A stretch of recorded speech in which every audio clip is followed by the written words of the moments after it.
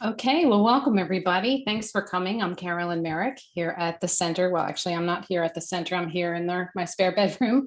Welcome today. We have another fascinating talk with my good friend, Olga Chuchkovic. Olga is an official Rome and the Vatican tour guide. And today you are in for a real treat. Olga's going to take you to the Galleria Borghese. And just personally, I was there 8 years ago and Olga took me there. And I went through this presentation with her yesterday and learned so much about what I saw. It was a whole nother level of the experience. So even if you've been to the Galleria, you're in for a real treat. So without further ado, I'm going to turn this over to Olga. Just a quick mention, sorry, for those of you who came in just now, you'll be muted throughout the presentation, but you are more than welcome to put any questions or comments in the chat. And the presentation will be about 50 minutes to an hour, and then there'll be time for discussion and questions afterwards. All right. Thank you, Olga. Take it away. Thank you, Caroline, for such a great introduction. So I'm going to do what I have to do, which is share my screen. And then here we are at the beginning of our presentation. As Caroline mentioned, Galleria Borghese or Gallery Borghese. Borghese was or is one of the families in Rome that had a pope in the past. And as they say, once you have a pope in the family, you don't really have to worry about the future of the family itself, especially when it comes to the real estate. But who would be the most powerful person during the, during the papacy? Would be the favorite nephew of the pope, who would become what was known in Rome as Cardinal Nipote, the cardinal nephew. Although nipote in Italian means also a grandchild. So there was a bit of a confusion sometimes between the two, but most frequently they were actually the nephews, extremely politically influential, and many of them would become also extremely wealthy. Well, our Cardinal Scipione Borghese died in 1633 as the wealthiest, the richest man in Rome, which is not a small statement. And the family came from Siena, originally from Tuscany, and very rapidly they ascended the career in Rome. Many of them were involved in law. They were lawyers as well. And the Pope Paul V was Borghese. So we're talking about a period between 1605, 1621, just to give you a time frame. And we are right outside of the 3rd century so-called Aurelian Wall in Rome that was built to prevent the barbarians from entering the city. And Aurelian was the emperor who built the wall. We are in 271. And there's always this like, well, who were those barbarians? Well, I always say they were the future Europeans and Americans. And they eventually, of course, they were Christianized, and the Christianity proved as a glue between the local population and the newcomers. But in the 3rd century, there was a need to defend the city. So 13 miles or 19 kilometers of the wall. So we are right outside now, north of the city center. This is a very elegant neighborhood. And right by this is one of the gates to enter the gardens. They're shaped as a heart. That is a really beautiful shape, unintentional, but there it is. And we will be entering the gallery itself, which is just one of the many buildings and structures in the park, which covers about 200 acres. And if you go all the way to the right, I'm trying to show with my cursor, this is Museo Borghese, the museum. And if you went up to the top, which is more northeast, you will see a lake with a giraffe, because yes, there is a zoo there as well. There are a few more museums. There is a horse racing track. And in the very center here, you see a little building that looks like a coliseum, like an amphitheater. That is the reconstruction of Globe Theater, and beautiful performances mainly in the summer. Then all the way to the left or west, there is Piazzale Flaminio, or actually there is a Piazza del Popolo, northern entrance. On your YouTube channel, there is my presentation of the panoramic tour of Rome. So if you would like to watch that again, then you would see Piazza del Popolo, the northern gate to Rome. And at the very bottom, there is a red M for the metro stop. It says Spagna, which goes for the Spanish Steps, the fashion district. So that's where we are, north of the historical city center. And the gallery itself is surrounded by a beautiful neighborhood called Parioli, the most elegant, most expensive neighborhood of Rome outside of the Aurelian walls. And there we go, we are in the park. And the gallery has a beautiful facade, which has changed in time. It was built in the 1600s, early 1600s by the Cardinal Borghese, but it had a different facade then with the statues on it. But a lot of them were taken to Louvre, to France, and things have changed at that time drastically also because Marcantonio Borghese, Marcantonio IV, because the names are repeated in the family, he refurbished, rebuilt a lot of things and redecorated the gallery, as you will see. But I've kept this slide for a few seconds because it represents the symbols of the family that you find on their coat of arms, the dragon and the eagle. They were very frequent in heraldic history because eagle is the only animal that can look at the sun with his eyes open, and dragons are always dangerous and fearful and a beautiful imaginary, I hope, creatures. So you will find them at the coat of arms of the Borghese family. This is a beautiful facade. You see three flags. We start with the flag of Rome, yellow and red, and then the flag of Italy, and eventually to the right, the flag of the European Communion, because this museum is now owned by the Italian state. It was sold by the family. In 1902, they had financial problems, as a lot of nobility eventually would end up with financial problems, you know, lavish lifestyle. And they sold the whole collection for approximately 4 million lira at that time. Just to mention that, I would say, how much money is that? It's extremely difficult to say how much money is what in which period. But let me just mention that the Rothschilds, or Rothschilds, I never really know how to pronounce that correctly. Somebody will help me maybe later. But they offered the same amount, small difference, for just one painting. And I'm going to be able to show you this painting today. It was Titian's Sacred and Profane Love. But before we enter the gallery, I'd like to take you a little bit to the left. There's this beautiful building with a funny roof. That was the aviary. You know, how do you impress your guests? Well, I guess you would keep some exotic birds. And that's exactly what the Cardinal did. And it is, they say, the only of these aviaries from the 1600s, this one exactly from 1617, so it's even early 1600s, that still has the original cage, no birds. And here we are entering the museum through the portico, which still features some broken statues.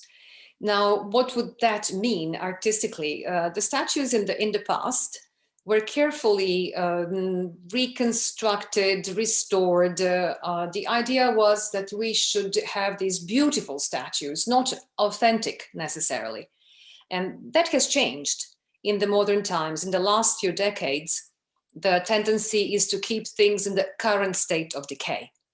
But in the past, they would have been restored. Here they kept them, many of them like broken intentionally, because they wanted like this little Venus in the corner, because they wanted to recreate the feeling of walking through the countryside. And you wouldn't really run into them because most of these statues would end up eventually under the ground because of the centuries passing and either flooding or just the weather. The few abandoned these properties. They're overgrown by the vegetation. You find these statues dirty, broken, not in a very good shape. So this recreates this bucolic atmosphere of walking through a garden and running into an ancient Roman statue. The beautiful sarcophagus comes from the St. Peter's Basilica, directly from the Vatican cemetery. Not during the times of the Pope. It didn't come into the collection then, but much later in the 1800s, because the family continued collecting art. Collecting art was the means of ennobling the family, making it become more important, climbing the social scale. And they always said, even the popes started collecting art in the early 1500s intensely, before that, but intensely 1506, the foundation of the Vatican Museums. And the knowledge is expressed also through collecting art, and knowledge is power, or at least the symbol of it. And here is also a canonical Hercules. You see handsome, muscular guy with a club and the lion skin, that's unmistakably Hercules. And these few funny globes, they're there because I took this picture during an exhibition of contemporary art. As you can tell, frequently the museum is the stage of contemporary art exhibitions, and also other periods. For example, let me just give you one example. The sort of juxtaposition or comparison between Francis Bacon and Caravaggio. That was really amazing a few years ago. And it's still happening occasionally, these exhibitions. But now be ready to be impressed.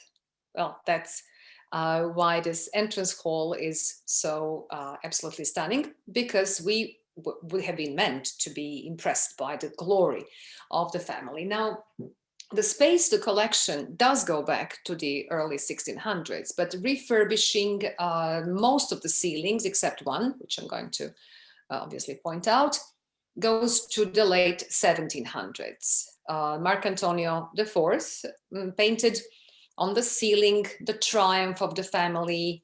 You will see surrounded by ancient Roman statues from the previous period collected by the Cardinal Borghese. Ancient statues were all the rage at that time, but then they're surmounted and embellished, the whole ambiance embellished by the famous ceiling. In the very center, you see Zeus, or Romans would call him Jupiter. And below Zeus, there is a hero from the 4th century BC, Furio Camillo. He defeated the Gauls, who put Rome under siege in 390 BC. And why would he be there? Because his name was, well, Camillo. And that was the name of the young prince who was just born. And the ceiling was a sort of educational, give this little kid an example of the virtues that he needs to follow in his life. And here is Zeus. To the right, you see the figure with the wings. That's symbolically the victory. And not just the victory again. Here is the battle and Furio Camillo. There's so much symbolism here. For example, this elderly gentleman is pulling the shroud from this lovely lady who will end up naked, because he's the Father Time who reveals the truth. And at the bottom to the left, there's some ugly creatures running away. They're like the calumny and defamation and all the bad things that are running away in front of the truth, which will be revealed by Father Time. Opposite on the ceiling, there is the triumphal Rome. And below this lovely female figure in yellow billowing dress, there are two little kids and the she-wolf, Romulus and Remus, the legendary founders of Rome, and the she-wolf, the symbol of Rome. She raised them. She wasn't their real mom, but that's a long story. We may get into that some other time. And on the wall in the hall, there is this peculiar statue, the horse and the rider. And they're falling down somewhere. Well, again, 4th century BC, another hero, Marcus Curtius, he sacrificed himself because the prophecy required a sacrifice for the destiny of Rome. And he threw himself into a chasm in ancient Roman Forum. And the horse is ancient Roman from the 2nd century AD. But the statue of the rider was added in the 1600s by Pietro Bernini, the father of the one and only Gian Lorenzo Bernini, the most amazing sculptor of the 1600s. And we're going to talk about Bernini. He's one of the several amazing artists, if not with Caravaggio, the most important here in the gallery, Borghese. So let me just show you a little bit more of these statues. For example, the lovely Isis, the Egyptian goddess. This bust goes back to the 2nd century AD, but it's a prototype from ancient Greece, from the 5th century BC. And the lotus flower is the modern restoration, the addition. Frequently, during the restorations in the past, they would add certain elements that would give some kind of identity to the bodies and busts and torsos and heads that they would find, and say, well, which divinity is this? Well, if we add the lotus, it will be Isis. So frequently that was the practice. And there's also this peculiar statue. He looked like a very strange guy because he's a satire, and they are the mythological creatures. This one probably comes from the model by Lysippus, 4th century BC, but he's from the 2nd. And this would have been a statue, one of the statues that's defended, larger than life, that defended the harbor of Taranto, today Taranto. And on the opposite side, there are a couple of busts of the emperors. To the left is Emperor Hadrian. He was the first emperor who started wearing beard, and it was associated with the barbarians before that. But he, they say, was trying to hide the scars from juvenile acne and vanity. And he started this fashion after him. You see, for example, his successor to the right, Antoninus Pius, he's also wearing a beard. And they're flanking the statue of Danai Zeus. The torso is the only original part of the statue, just the torso, just to give you an idea of how much was actually restored for many of these statues. And on the wall, one last thing, you can see blue medallion with a white figure, which is another replica or inspiration, comes from ancient Roman and Greek statuary. But the blue with white is like Wedgwood, which was very fashionable at that time, again, 1700s. Now, at the bottom, at the floor, we see some ancient Roman mosaics. I mentioned little Camillo, the prince that was born back then in the late 1700s, when this was all redecorated by his father. But he's the one who eventually married Napoleon's sister, Paulina, and he wrote off, sold under pressure, obviously, but also for financial problems of the family. He sold more than 400 pieces to Napoleon, and they make the part of the collection of ancient art in Louvre still today.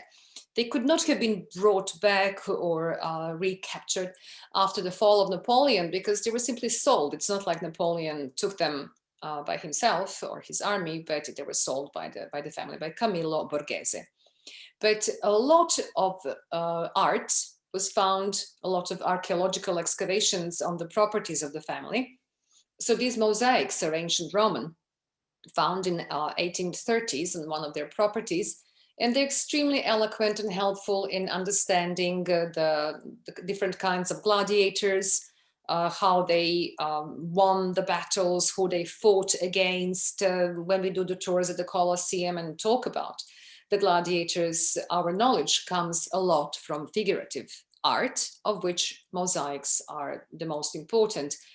For animals, venatio, the hunting, that would usually take place in the morning, and they would like warm the audience up, prepare them for the gladiator duels that would take place in the afternoon.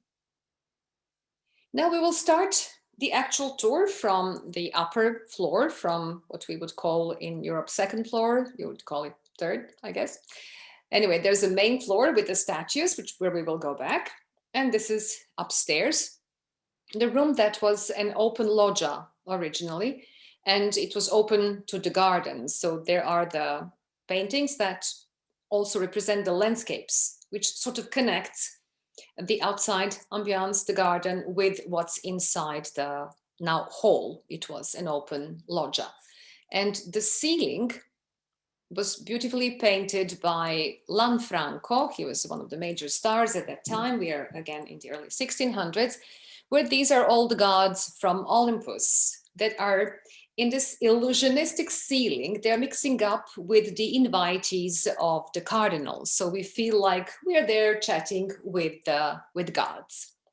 And the central part, which would be called in art quadro riportato, or a transferred painting, is surrounded by these illusionist trompe-l'oeils, or like tricking of the eye, creating the illusion of stucco where it's not the stucco, or the perspective, the depth that's based on a lot of math.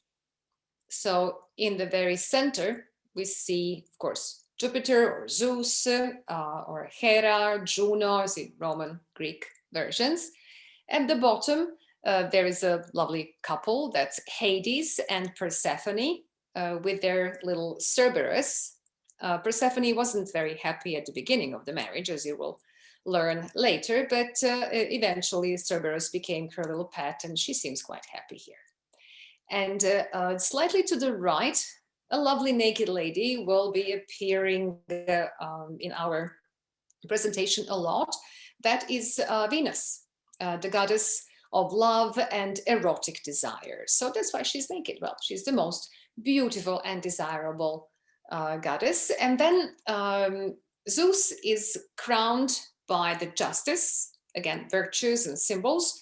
But if you take a look below, to the right of him, below his left shoulder, there's this little Cupid with arrows.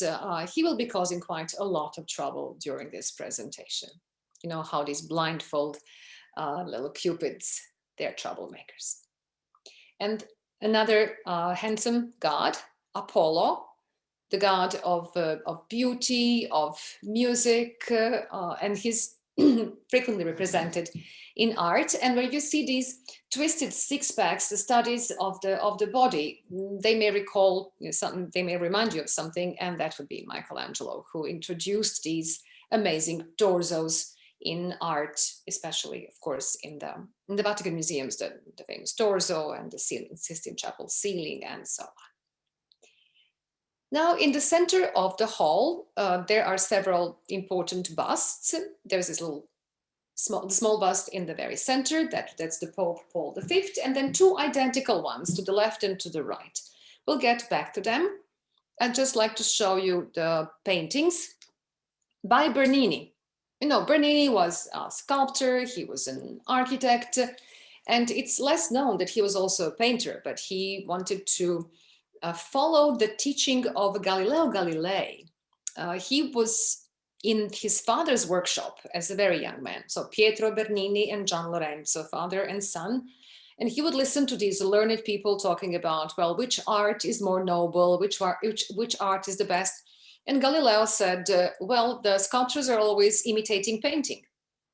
So he tried to learn that as well, and he was really good at whatever he did. So to the right is the self-portrait of Bernini when he was in his 20s, in the center in his 40s.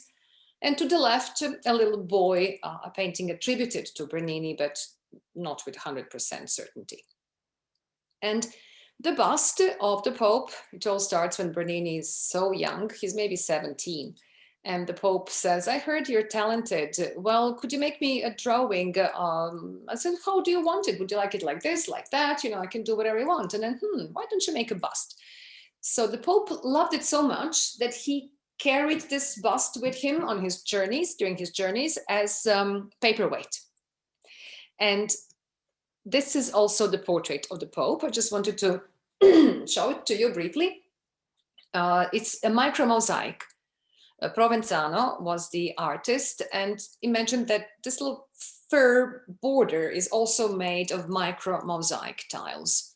And absolutely stunning. There are more amazing mosaics, but the gallery it's not that big, but it's really full of works of art. So for our presentation, I had to make a choice, but there's much more to see. I'll hope I've made a good choice. You will tell me later. And this is now one of those two identical busts, and that's Cardinal, just about a year before he died. And Bernini worked a lot for this Cardinal Borghese, and when he completed the bust, a disaster stroke, a crack on the forehead. Well, Bernini quickly did the second one. But before we get to the second one, it's basically identical. Just take a look at this expression, how he caught the character of the Cardinal, who was amiable but bossy, and, as you will learn, very unscrupulous and unorthodox in obtaining his art, even by imprisoning artists and bribing. And he may have been amiable privately, but when it came to art, he was capable of just about anything. And Bernini would say that when you represent a person, if you want to really catch his character, you have to look at that person 1 second before that person speaks and 1 second after he stops talking. And then you catch the spirit of the person itself. And here is the crack, the slightly open mouth. And this is the second one. Some books say Bernini did the copy in 3 days or 15 days. Go figure. Anyway, very, very quickly. And he did not pick his pieces of marble personally, like Michelangelo did, but he would have people working for him. Eventually, he ended up with a huge workshop of people doing things for him. And he would make this, specifically, he would make the figures in clay, and then his workshop would continue working. But a lot of things that we will see in this gallery he did when he was very young, and absolutely stunning masterpieces. And there was a crack here too, but on the chest, so not that important. Look at how realistically he represented the buttons. That must have been a big lunch. So the buttons are falling out of the opening. And now, when he was very young, again, Bernini, some say 12, some say 17, again, all depends which book you're reading, but very, very young boy. He made the statue of Zeus with the goat Amalthea.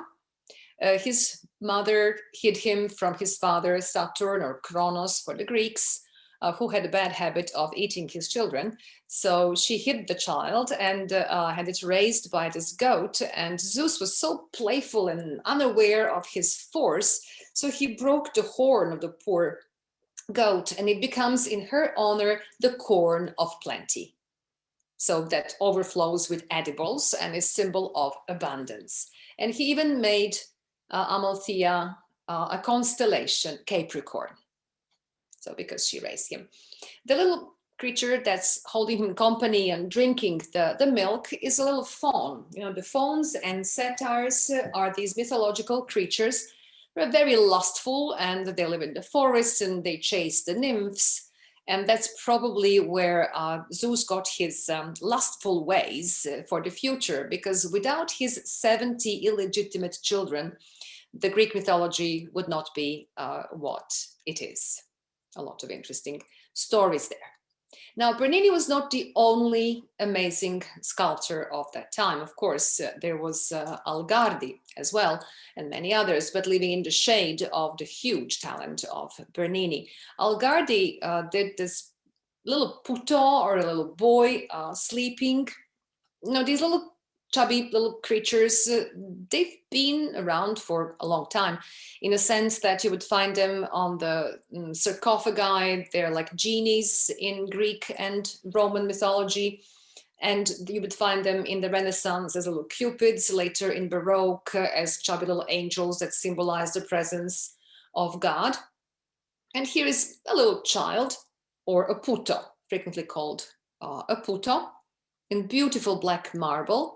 And the symbols of sleep, the little marmot, the badger, in the corner to the right, and more to the left, there are, again, depends which book you're reading. There are so many different interpretations. I read it was a pomegranate, because sleep is a little bit like death, and the pomegranate is the symbol of death, because it's the only fruit that is ripe in the winter months. And, you know, Persephone, who ended up with Hades in the underworld, she was told not to eat anything, but she grabbed a few little beans of pomegranate, and that's why she couldn't, when she returned to the earth for 6 months on the earth and 6 months in the underground, she couldn't stay up there all the time because she ate from the pomegranate fruit in the underworld. Some say it's an opium flower, which makes you sleep. So be it as it may, it's a beautiful statue of black marble by Algardi. Now, this is just an image from the gallery to show you how much there is and how many rooms upstairs, downstairs. When they let you in, normally, I don't know how it's going to be in the future, but they would let a limited number of people, about 360, and for only 2 hours. And then you would have to really pick up your stuff carefully, because otherwise, if you start going from painting to painting, you'll miss the most important, maybe. So I'll be dedicating our time again to the most important. Here are a few lovely paintings just to show you the abundance and how beautiful it is. But let me start with one of the most important paintings here. This is Raphael's Deposition from the Cross. And the painting is in a bit of a strange position, because when I went there this summer, last summer, it wasn't on the wall, it was under the restoration. So that's why it's sort of in a strange position. And Raphael painted this on commission for family Baglioni in Perugia, north of Rome. The position of the body of Christ deposed from the cross may remind you of Michelangelo's Pietà. A lot of the positions of the bodies, these Renaissance artists studied from the ancient Roman sarcophagi, because that was the art that was available. The excavations of the later centuries brought up to light a lot of ancient Roman statues, but back then there were not that many. So the sarcophagi were the major source of information about how the ancient masters represented the movement of the body. And this was one of the typical scenes from the Roman sarcophagi, especially the hero Meleager carried to his tomb. But back to the painting by Raphael, the Cardinal loved it so much. He studied law in Perugia, and to add a bit of the gossip to all of that, he not only fell in love with this altarpiece, but also with the young man whose name was Stefano Pignatelli. And when his uncle became a pope and he had to move to Rome, and he was the Secretary of the State, the Cardinal Nipote, he suffered so much without Stefano that the Pope said, all right, if you can't beat it. So he brought Stefano to Rome, made him a cardinal as well. So the two cardinals lived happily ever after. Now, he continued longing for this altarpiece. And the Pope, who was so weak when it was something about a cardinal, he organized what is, in a very politically correct way, known as the clandestine removal, a theft. They stole the painting and brought it to Rome. The people in Perugia rebelled. The Pope had to lower some taxes on salt and stuff like that, so that they would calm down. And he had a replica painted by another really good artist, but he kept the original. Now, on the right-hand side, you see the mother fainting, and she's represented as Mary, Atalanta Baglione. The artistically most interesting in this corner is this beautiful twisted figure, again, homage to Michelangelo, where you would see his Madonna on Tondo Doni in Uffizi Gallery in Florence, and also his Sibyl, Libyan Sibyl in the Sistine Chapel. The twisted position of the body, she's holding Mary, or Atalanta Baglioni, who's suffering so much because her son, Griffonetto Baglioni, was killed in a family feud. Now, of course, we all would feel sorry for the little man, for the young man, but he himself killed a few members of the family before they killed him. Those who remained, obviously, they killed him, so it was like a huge bloodshed, and the poor mother obviously suffered so much. Now there's more of Raphael. Here, this is our Mona Lisa of Rome. Well, we don't call her like that, but it's such a beautiful portrait. And we don't really know the identity. There are some theories, but her lovely, lovely facial features. And she's also famous for this unicorn, like a lady with the unicorn, the famous tapestries in Paris. It wasn't always visible because for centuries, actually, this unicorn was covered with a wheel and an olive frond, which was a symbol of the martyrdom in general, but the wheel was the symbol of the death of Saint Catherine of Alexandria. And in the 1920s, a then director of the gallery had a brilliant intuition. He looked at it and said, this wheel doesn't convince me because the brush strokes look different than those used for the rest of the painting. This is hiding something here. So when they transferred this painting from the panel to the canvas during the restoration, they found a unicorn underneath, the symbol of chastity, but also quite ambiguous, a symbol of chastity. So during the Counter-Reformation times, a lot of these ambiguous symbols were painted over with something else. In the same room, there's a Holy Family by Fra Bartolomeo. He was a very close friend of Leonardo da Vinci. And amazingly enough, during, again, the restoration of the painting, they found Leonardo da Vinci's fingerprint on the canvas in the oil. And I just imagined the scene, you know, because they were friends, how Leonardo passed by and said, no, Fra Bartolomeo, this would be better like that. So he left his fingerprint there.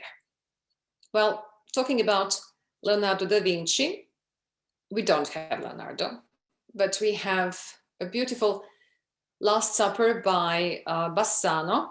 So we're like in the 1530s and 40s, when the everyday scenes, like so-called genre scenes, started making their way into art. And you see the cat and the dog and a very sort of animated discussion at the Last Supper. Jesus is standing as an axis in the very center, giving the balance to the whole painting.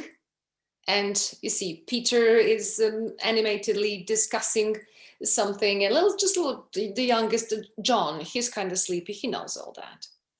And in the very center is the head of a lamb.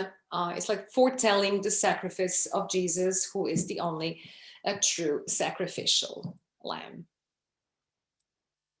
Now, again, on the same floor, there is this really amazing portrait of a merchant. Again, there's some theories who he was, but that's sort of not so important for us because it might be or might not be that person, but he's very sad. Lorenzo Lotto painted this one, and we can sort of tell he's mourning, but we know now because his left hand, you see the little rings on his pinky. There are two. One would have been his, and the additional one, his wife's who died. So they would take the ring off the wife's finger, and then her fingers were so much thinner than the man's, so it would fit on his little pinky. And we know he's contemplating death because there's a little skull there, and it symbolizes the so-called memento mori, remember that you're mortal. Now, on the brighter side of things, Venus, the goddess of love and erotic desire, she's preparing some mischiefs there. She's blindfolding her little Cupid. There was a bunch of these Cupids. They were like the children of Venus and Mars, or Ares, and they would wreak havoc around them with these arrows, bringing love. And there they are, the two of them. One has his eyes open and the other one will be blind, and he's the one for whom these ladies, the helpers, are preparing the arrows. Now, this is late Titian in a sense that these mellow colors he used when he was already elderly, but the Cupid is always in his paintings. Venus frequently, one of the most famous painters in general, but always connected with Venice because that's where he worked the most. And this is the painting that I mentioned earlier, the Sacred Love and Profane Love, for which Rothschilds offered almost as much as the family got for the whole gallery, everything, same for this painting. But there was a so-called fidei commissum, which is like a sort of fund trust or something like that, legally binding the collection. So you cannot, it's common in the museums today as well. You cannot sell one piece, either the whole collection or nothing. So that prevents the selling of the pieces without any control and dissipating of the national treasures. So here we see these two lovely ladies, and the one on the left is dressed and the other one is naked, and they look very similar, as if they were twins, and they are seated on a sarcophagus. Again, this is Renaissance. You know, we have these classical elements of knowledge, and there is a little Cupid that's sort of mixing up the ingredients in that sarcophagus. Ingredients of what? This was a gift for a marriage. That was quite a typical gift. And the lady who's all dressed up and very serious, strangely enough, she is the profane love. The naked one is sacred love. I'll show you why. This lady is holding on to a chest which probably contains her jewels. And the rabbits in the middle of the countryside, they are like the pets of Venus, but they're also a symbol of fertility. But these are all earthly pleasures that do not last eternally, while the divine love, the love of God, is there, the flame held by this beautiful creature. Again, we are in the Renaissance times when these learned discussions were always held in these places which were built frequently, like Galleria Borghese was built just to contain and show off the art. Nobody ever lived in this building. It was just a place for pleasurable conversations, symbolizing also the golden age, like a return of the golden age, like in ancient Greek mythology, accepted and adopted by the Romans. And the Cardinal really wanted to impress all of his guests, and he was one of the most obsessed people with art when it comes to art. If you look at the sarcophagus, again, you will see a scene of the flagellation. That is Mars hitting Adonis. Adonis was the love of Venus. You know, Venus being the goddess of love and erotic desire, she wasn't always very faithful. Even Mars, or Ares, was her lover. She was officially married to Hephaestus. But a lot of this pagan art, classical art, was interpreted in a Christian key. The flagellation is the forerunner here of the flagellation of Christ.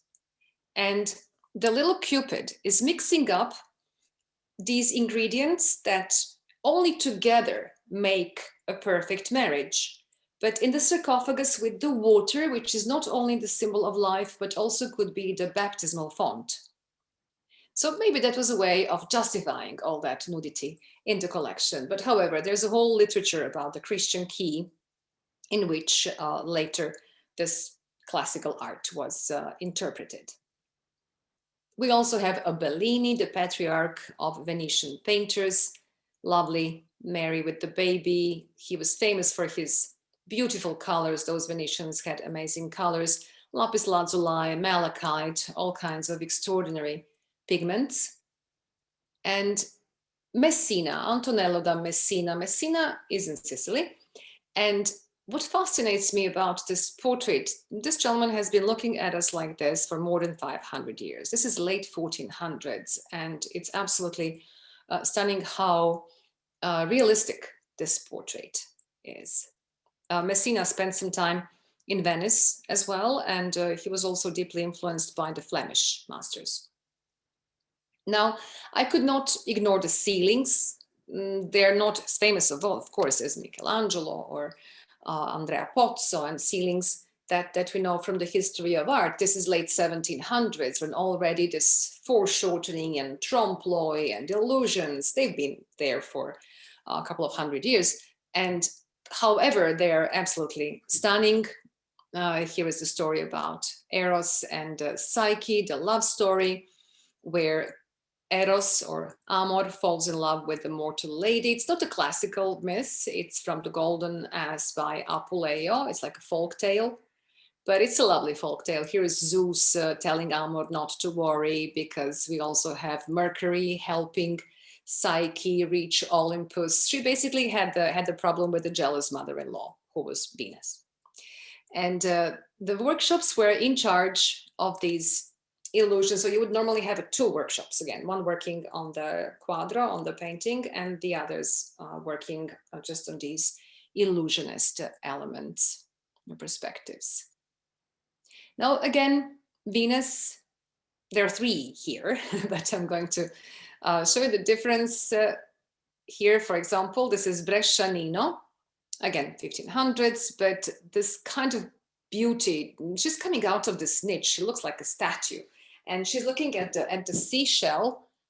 She was born out of the seashell. You know, depends on which myth you read, but yes, a symbol of a Venus. She's surrounded by her little cupids. And this is the kind of beauty that we could associate with, well, Sophia Loren or something like that.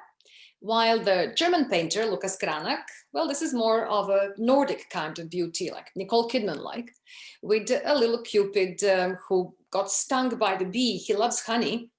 And his mom is telling him, well, to just be more careful next time, probably, something like that. And now another amazing painting by Correggio.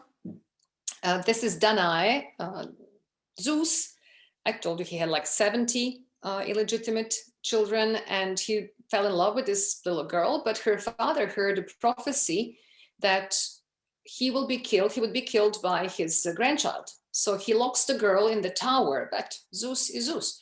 So he transforms himself into this cloud, and this golden rain will, well, produce Perseus, who will accidentally kill his grandfather, poor thing, not intentionally. But this is just one of the many series from the God loves of Zeus. We see how the little angel, who usually in the iconography, it's like an old servant lady helping Danai to collect the gold, while in the meantime, well, the girl is, well, pregnant.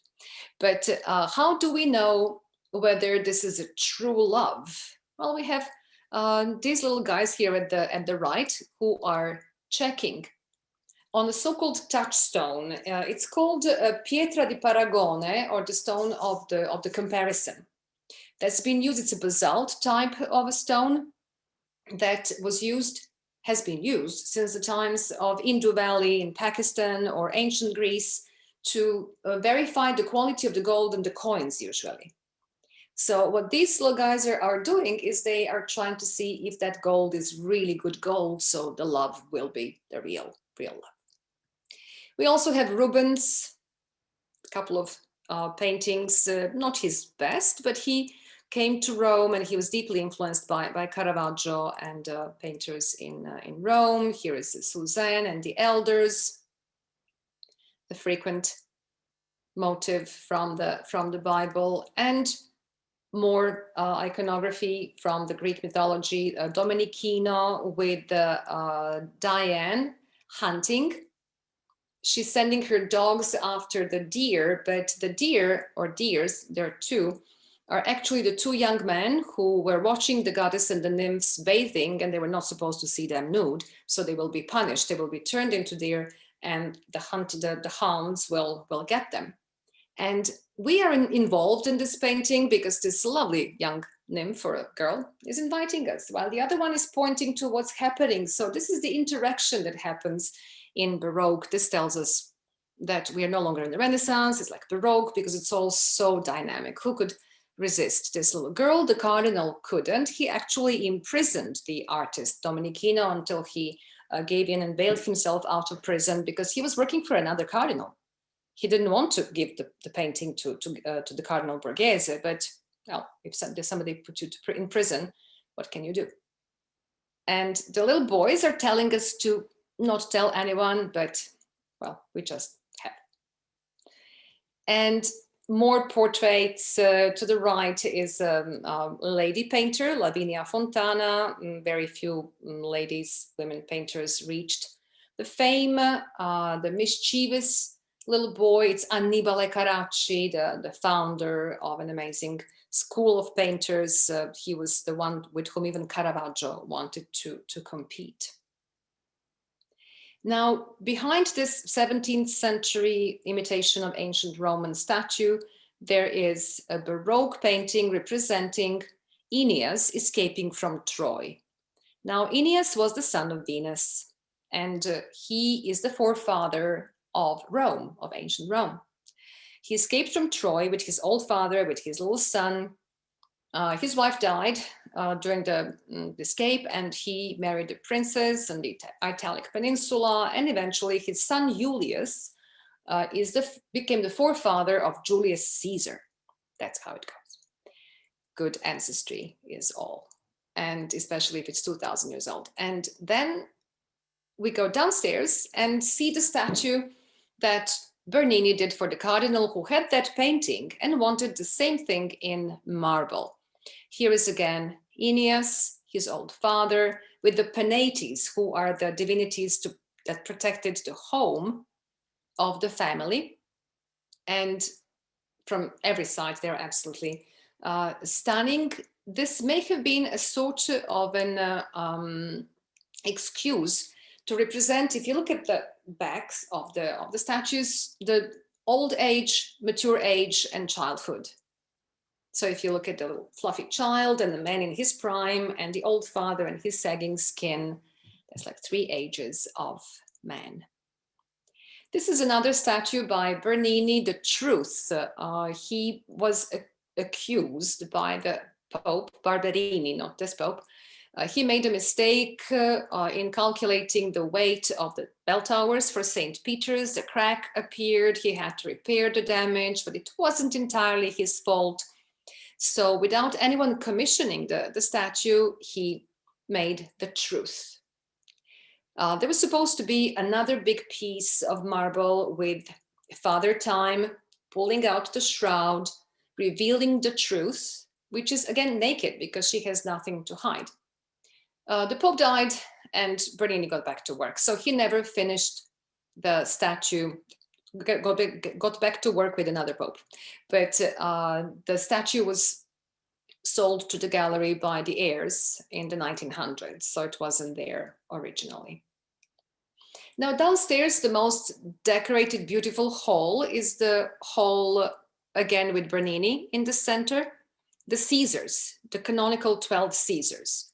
You see the noble families in Central Europe, Northern Europe, they would have the portraits of the ancestors, while in Rome, why not the emperors? Like the fictitious ancestry of the family. These are from the 17th century. They're not ancient Roman, but they give a little oomph to the social status of the family. And this is the amazing Hades and Persephone. He was the brother of Zeus and Poseidon, and he saw this beautiful girl who was the daughter of Demeter, the goddess of agriculture. She was picking flowers, and hops, he grabs her and takes her to the underworld. It's an incredibly dynamic statue, and the myth that explains the spring and fall and winter and sunshine when she's with her mother Demeter half of the time. Then we have the spring and the summer. When she's down in the underworld, it's winter. And remember how she was petting Cerberus up on the ceiling. But at the beginning, you see, this is what we would call Me Too today. But these myths were explaining the cycles of the nature, and frequently the rape in the mythology is the story about the conquest of another area. We know that the tribes were living like that, conquering each other. And this is the most famous part of the statue, where Hades is grabbing her thigh, and the marble becomes soft. Her hair is flowing in the air. And something else here, the 3-headed Cerberus dog, he's barking. You can hear the sound. Well, with a bit of imagination. Bernini showing his absolutely stunning talent. Then this is his David about to hit the Goliath. When we say David, we think Michelangelo. But here, David is very dynamic in this beautiful room with another stunning ceiling, Greek mythology, the fall of Phaeton, who thought he could ride the carriage of his father, the god of sun, but he wreaked havoc, and Zeus had to send a thunderbolt and knock him down. But here at the bottom, here is David. You know, we are again involved here. We could be the Goliath. We could be in between. It's just so dynamic, and it's a self-portrait of Bernini. As a pendant on the wall, we see a painting by Caravaggio of David holding the head of Goliath. So they're thematically connected. And his face is so intense, so much different than Michelangelo's David. And at his feet, here's his sling. At his feet, you see his armor. He doesn't need his armor because he's armed with faith. And his harp has the head of the eagle because that's the symbol of the family Borghese. And I wanted also to mention a lovely hermaphrodite. Hermaphrodite, the son of Hermes and Aphrodite, merges with the nymph who falls in love with him. So that's, you know, the hermaphrodite comes, the being with characteristics of both sexes. From behind looks like a cute girl. And in this gallery, you cannot really see the telltale side, but you can Google it, hermaphrodite reverse. Or when you come to Rome, we'll go to Palazzo Massimo and see another hermaphrodite there where you can see everything. A stunning little statue that the Cardinal kept locked in the chest. You know, he would only show it to his closer friends, more open-minded. And the most stunning of the statues, Apollo and Daphne. Apollo falls in love with the nymph. Nymphs were like lesser divinities, but Daphne made a vow of chastity. And she asked her father, the river god, if ever he lays a hand on me, please turn me into a laurel tree. So that's exactly what's happening in front of our eyes, and is also depicted on the ceiling, where you see again an Apollo chasing Daphne, transforming into a laurel tree. But who really caused this trouble is this little guy. Remember him? He's got these two arrows. One is gold and one is lead. If you're hit with the lead one, that's going to be repulsion. No love there. No way. So he caused the whole trouble. And poor Daphne is still screaming from that marble. Her fingers are turning into laurel leaves, but the die is cast and her toes are becoming the roots. Apollo transformed the laurel tree into a symbol, the laurel wreath, on the poets and the graduates. He was in the end sorry for what he did, it seems. And at the bottom, we see the inscription that basically says, whoever is pursuing these fugitive joys will end up reaping sorrow. That was another way of sort of justifying all that nudity in the gallery. But don't forget, this is a private collection. And we just walked through the Egyptian room. There was a whole obsession with Egyptian art, so-called Egyptomania. So much that on the ceiling we have Nile and not Zeus, the abundance that comes with the water surrounded by the planets, and the Greco-Roman Egyptian gods in a very joyful chaos. That's lovely. And now we're closer to the end. I'm trying to look at my watch as well. But this is Caravaggio, the major star. He just changed everything in art. He died in 1610. And before Caravaggio, nobody really dared painting like dirty nails and real people, wrinkled faces. And this is one of his early paintings. This is a Sic Bacchus, which is probably his self-portrait when he was ill in the hospital. And he was a very violent man, short-tempered, drunk, armed. Eventually, he killed a man unwillingly. He was challenged, provoked. but still he had to flee from Rome, and he went to Malta, Naples, Sicily. Eventually the Pope pardoned him.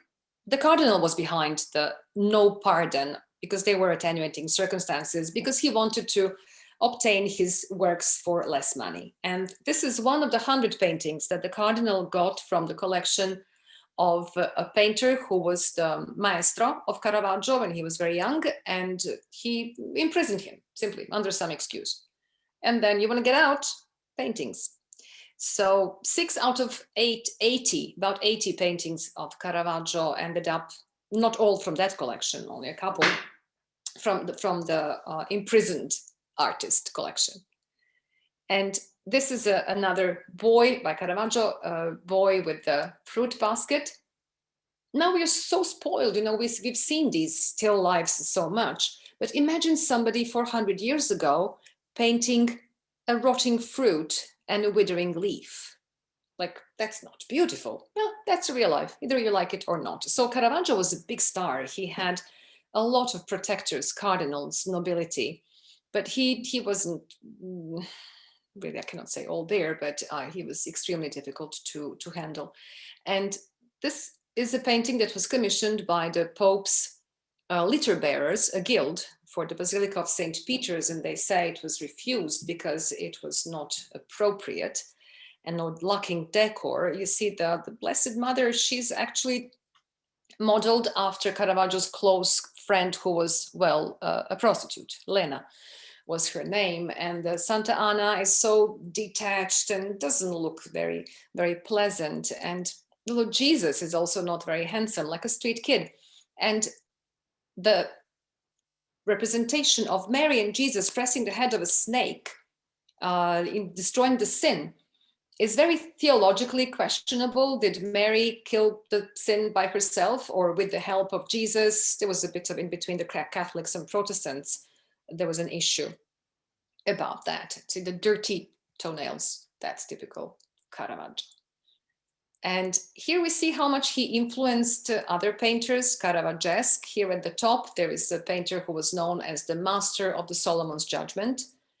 You see, this could not have happened before Caravaggio.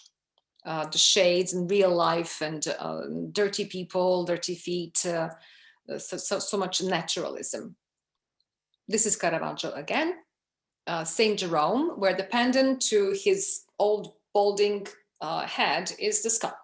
Memento mori, remember, you're mortal, and the sagging skin and incredible, incredible realism. The white cloth is always there to give a little contrast to the dark backdrop, and it was painted with lead, which is poisonous. And painters back then did not know that, and they would frequently use their brushes, and then, you know, to make them sharper, you'd put it in your mouth, and a lot of them, they say partly Caravaggio may have gone slightly crazy because of too much lead. We don't know. So on the way back to Rome after he was pardoned, he brought a few paintings, and here to the right, you see he'd never got to Rome. He died on that beach. And this painting of St. John the Baptist, that was one of his very frequent motifs. That was probably his little friend called Caravaggino as a nickname. This painting had traces of salt when they examined the canvas. So it was probably with him on that ship. And one that really was with him, and we know that he painted it for the Cardinal, was this David with the head of Goliath. David is looking in sort of disgust. He's not triumphant. And the head is the self-portrait of Caravaggio. Because had he been caught by the papal guards for the murder, he would have been decapitated. And this is extremely, extremely realistic. David, as well, in the contemporary clothing, the two of them together, very unlikely paired, I mean, in a way that they're painted. And after Caravaggio painted these blood dropping from the severed head, nothing could have ever been the same. Now, to end up on a brighter note, this is a beautiful room with another stunning ceiling, the Judgment of Paris. We know Paris, poor shepherd, who was actually the Prince of Troy, was expected to judge which goddess was the most beautiful, and he decided it was Venus. Now, Venus is represented here with the head of Paolina, the sister of Napoleon, who was the wife of Camillo Borghese, the one who sold off more than 400 works to Napoleon. And she's holding the apple of discord, looking at beautiful statues around her. The marriage, they say, was happy at the beginning. It was her commission from Canova, the best neoclassical sculptor who also worked for the Pope. And he handled the Vatican Museum's collection as well. He managed to bring back some stuff from Paris to the Vatican Museums. And Canova did this absolutely stunning statue on this bed that had a mechanism inside that would make it revolve, so you could stand and look at the statue, at the apple of discord. The mechanism would have shown you the whole statue, and you could just stand in awe and look at every detail. Now, in the same room to the right, you will see a statue that's ancient Roman, and you say, what does that have to do with Paulina? Well, it does, because the beautiful Helen of Troy, I mean, that apple of discord caused the whole Trojan War, because how was Venus? Okay, she was the most beautiful, but at the same time, she promised Paris the most beautiful girl. And he resisted the skills as a warrior from Athena, the power from Hera, and all that for the most beautiful girl. Well, where did the beautiful Helen come from? From another one of those affairs of Zeus. So we see here, Zeus was making advances on the Queen of Sparta, Leda, who was a very proper lady, so she refused his advances. But then he transforms himself into a swan. And I always say, whatever difference that made, she came up with eggs.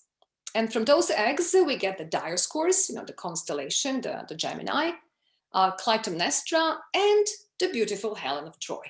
So she wasn't just some cute blondie, she was the daughter of Zeus and Leda. And on this statue, the head is very severe. It doesn't seem to be in the same style as the body, because it was grafted on that statue in the 19th century. That's actually Antonia Minor, who was the daughter of Mark Antony. And she was a good pendant for Paulina, but not for the body so much. And in the same group, there's this lovely face. You say, well, what's lovely about it? It's actually a theatrical mask. The actors would wear the masks. They wouldn't act with their faces, but they had to be seen from far away. And the masks helped identify the mood, the character. Was it a tragedy, comedy, satirical play, and then different moods. So the actors would be wearing these masks. So you see the mouth of the actor underneath, as I always say, whispering into my ear this whole story. You can see these masks all over the museums, also in the Vatican museums. We'll make presentations about the Vatican museums if there's interest, Caroline, or Caravaggio, or whatever you would like. And I'll just wrap up, in the same neighborhood, always in the regular, normal life, which hopefully will in some form come back. We would always wrap up the visit with a lovely lunch in the neighborhood. And my dearest memory from that time, which will come back, are the spaghetti con le vongole alla botarga. So one of the pleasures of life, because when in Rome, do as Romans do. At least I'm inviting you to do so. Well, if nothing else, virtually. Well, I hope you enjoyed it. I went over a few minutes, but I hope it wasn't too much, and it was a good choice of the works of art for tonight. It was sensational, Olga. Thank you so much. I'm going to unmute folks if they care to, and we do have a question from the very beginning. Joy had gone to, she said, when we toured Villa Borghese, we rented bicycles and rode around the grounds. Is that still possible? Well, if they end up with the lockdown, yes, there are bicycles. There also have those, how do you call those little things? Forgotten. Scooters? Anyway. there's like little platforms on which you run around. But anyway, yes, bikes as well. Yes. I remember I did that when I moved to Rome 30 years ago, but yes, it's still possible. There are also little choo-choo trains, and people love picnicking in the gardens. They're just beautiful. There are lakes and paths and art, whatever you choose. Oh, someone said a segue. A segue. A segue, yes, thank you, Yes. segues. Yeah. Thank you, folks. Thank you. Jane, I see you unmuted yourself. Did you want to share something, or? Oh, you muted yourself. Let's see. I just wanted to say thank you. I thought your presentation was wonderful. Thank you. Thank you so much. Lots of people, thank you so much this bright and gloomy day. Excellent presentation. Would love to visit in person one day. Yes, I'm here. Thank you. Or if you just need instructions, I'm always happy to help in any way, you know, either if I'm a guide or not, you know, I'll always provide instructions and suggestions and fine. And I would just like to say to Olga, we really enjoy your hometown of Dubrovnik. Thank you, my hometown. And the Borghese, but we love Dubrovnik. Good. I'm so happy. Well, Olga, you're not too far from Dubrovnik right now, right? I'm not in Dubrovnik. This is my grandmother's place in the little town called Trebinje, which is actually in Bosnia and Herzegovina, just half an hour from Dubrovnik. This is where I was born, and this is my grandma's place. And I'm spending some time with the family that also, some of them still live here. I'm just resting. And as you can see, I have a good Wi-Fi, and I'll be going to Dubrovnik in a couple of days to stay with my friends, yeah. It's wonderful to have such a positive worldview at this time of such beauty and grandeur, and thank you so much. Let's see, someone said, so nice to be transported away for a while. Thank you, Olga in the center. I agree. Today is a good day to have this presentation. Any other questions or comments? Like I said, you can unmute yourself or you can write them in the chat. Question, Olga. Yes. Where is the gallery in relation to, say, the Colosseum? Just so that I have some idea. I've been to Rome, but I've never visited this gallery. So in the future. It is in the north. If you imagine the center of Rome, then the Colosseum is more towards south, and this is in the north, talking always about the relative historical center. So you'd have to go from the Colosseum across the Trevi Fountain, and then to the Via Veneto, the famous, the hotel, beautiful hotels outside of the wall, and then north, slightly northeast. So it would be quite a walk, you know, at least an hour and a half, I would say, at least 3-4 miles. You mentioned there's a metro station nearby. The closest metro station is the Spanish Steps. The Spanish Steps, and then you go up the steps and then to the Gallery Borghese. That's the closest one as metro goes. To go to the Colosseum, you have to change on Termini railway station to the B. So you go Spain, Piazza di Spagna, so the Gallery Borghese, relatively close. Oh no, sorry, the Barberini is even closer. So Spagna, Barberini, the square, and then Piazza della Repubblica, then Termini railway station, then you switch to B and you go to the first Cavour and then Colosseum. So it would be only 4 or 5 metro stops, but you would have to change at Termini. Thank you so much. You're welcome. Someone asked, I hope you will do another presentation for us in the future, and your hope has been realized. Yesterday. On March 18th, Olga's going to do a presentation on the churches of Rome. And what did you say, Olga? There's like 700 of them. So clearly 900. Yeah, imagine the trouble I went through to pick up 12. Well, more or less. 12. So Olga will talk about a dozen of the churches of Rome. And then on April 2nd, we get to tour the Torlonia marble exhibition that has just recently been reopened. It was supposed to open last year, I guess, and then COVID hit. Yes. Right? Yes, it has all been postponed. It's a stunning collection known as nicknamed the collection of the collections. The family that's been around as nobility for only about a couple of 100 years. So imagine how in Rome that's like nouveau riche. But they are probably the wealthiest family in Rome. Their wealth is estimated on about 2 billion euro, but that's underestimated. And they have so much in property. They had a bank, which they just sold a few months ago. And the value was about 400 million, sold for 1,000 euro. I'll tell you all that gossip during the presentation. And they accumulated the most amazing collection, like more than 600 pieces of antique statues and a lot of art that's not shown. Only about 90 statues are shown, carefully restored, sponsored by Bulgari, the jeweler. And it was supposed to go from Rome finally after decades. It was like hidden in the basement of the family because they did some illegal reconstruction work on what was their private museum, shown only to close friends and learned people. They were hiding these statues for decades, and now finally the whole thing emerged. There was a scandal with one of the princes who died and his heirs. So now we finally have an opportunity to see the statues. They were supposed to go to Louvre. They were negotiating the Louvre and then a few museums in the United States.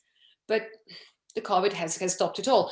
And hopefully it will continue internationally, the journey. And then the Italian government is investing 35 million euro into a restoration of a palazzo right above the Colosseum that will become, they say, the permanent museum of the Torlonia marbles. So I believe it's really interesting. New York Times and a lot of newspapers were writing about it. Oh, that is so fascinating, all of this. Wow. So you get to see those two presentations here too, if you like, and those are up on the website. So if you just go to our website, look at our travel section, but again, the dates are March 18th and April 2nd. So. Well, I'm looking forward to seeing you then, both dates. Could Olga do a tour of the Vatican ceilings? I'm sure she could. Well, the Vatican museums have also reopened. So when I'm back in Rome, I'm definitely going to prepare the Vatican museums as well. And as far as the Sistine Chapel goes, we already have the Sistine Chapel presentation on your channel. For Centerville. I'm not going that much into Sistine Chapel again because of the question of the copyright of the photos, because all the photos you saw were mine except for the map of the gardens, and I just don't want to incur in any copyright problems potentially. I know everybody's doing it, but that still doesn't mean it's really legal, and I'd rather not do that. But I did the presentation with the photos I could find on Wikimedia Commons, on Pixabay, so they're all attributed, they're public domain. But yes, the Vatican museums are absolutely stunning, and I can go whenever I want. I have the pass, and just in the morning, in the afternoon, when there is nobody there, I'm going to prepare something. Yeah, I hope it will be interesting. Well, keep us in mind, and we always appreciate you sharing with us so much. And you can go to Olga's website, which is up here, to see some of the other presentations that Olga's given. And then, of course, our website, Olga has graciously allowed us to record her presentations. And so far, all the ones she's given are on our website as well. Good. Yeah. Any other questions or comments? Dun, dun, dun, dun, dun. Well, you must need a big drink of water after that, Olga. That was a lot of information. Something was missing there. Linda, did you want to share? How was Olga able to take those wonderful shots with so few people in the background? Because I went a couple of times during the summer when they were opening briefly and allowing very few people in. It's not normally like that. Even those 360 people that they would normally let in for 2 hours would make the galleries very crowded. So that's one of the good sides, I'd say, of the lockdown, if there is such thing. But yes, it's because of the lockdown. So when it was open with a very limited number of people. Do you use a tripod? You cannot, it's not allowed to use a tripod. You cannot even, I did sneak a couple of videos, but you're not even supposed to do that. And they're very short, I don't really mind, but they allowed taking pictures just a few years ago in the public museums. So even that is like a big bonus. We couldn't take pictures at most of the museums.